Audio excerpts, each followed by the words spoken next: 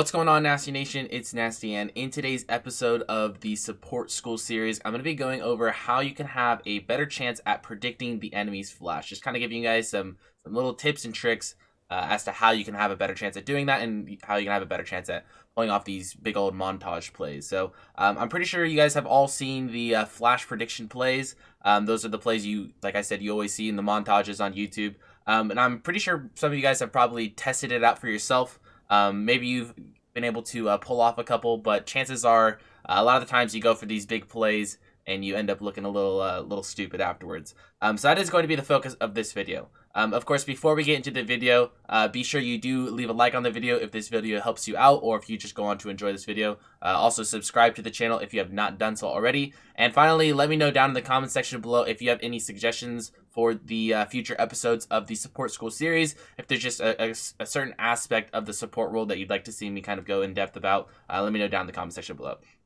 So the first thing that we're going to do is we're just going to let this play out real quick so I can see kind of what happens kind of leading up into the flash prediction. I wanted to show you guys a flash prediction myself and then kind of break down what my thought process was, and hopefully that helps a little bit.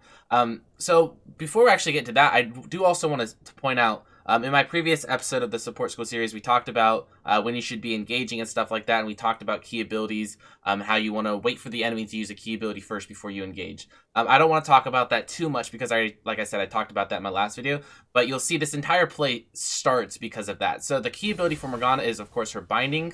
As a Xerath player, Xerath support that is, I'm kind of just sitting in the back poking for the most part. As soon as Morgana throws out that binding and misses though, I have an opportunity to step up. So I step up here, I land the stun, I land the W. I back up a little bit as this fight continues because Caitlyn's still full HP, I'm fairly low, so it's not necessarily my job to finish off the Morgana, that's Sivir. As Sivir chases forward though, I'm going to charge up my Q, Morgana flashes, I get the kill. That is not the flash prediction that I'm talking about, though. As we'll continue to see here, I'm autoing the minions to get my passive to get a little bit of mana. I play patiently. I don't want to give away the fact that Nidalee is now wrapping around the side, so I don't go in too early. As Nidalee is wrapping around, I start to move forward. And this is where I'm going to pause and I'm going to break down the flash prediction.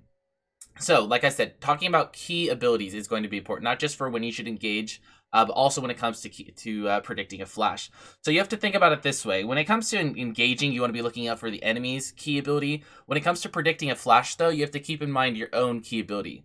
So in a situation like this, Sivir's kind of out of the picture, but Sivir doesn't really have a key ability anyways. Nidalee has her spear, which could be a key ability because it has like a lot of damage coming out of it. But the fact that Nidalee throws the spear here and Caitlyn decides not to flash it means that in Caitlyn's mind, Nidalee's spear was not the key ability that she needs to dodge here.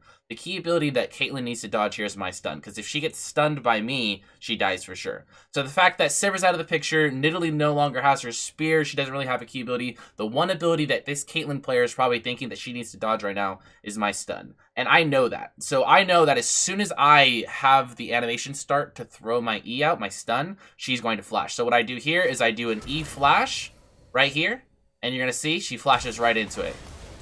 And that makes for a really easy kill.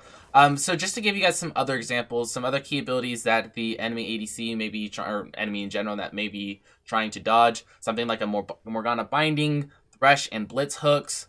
You know, it's usually CC, some form of CC. You won't necessarily see a lot of people trying to flash away from, you know, like a Sivir Q or an Ezreal Q or something like that, unless it's just a matter of life or death.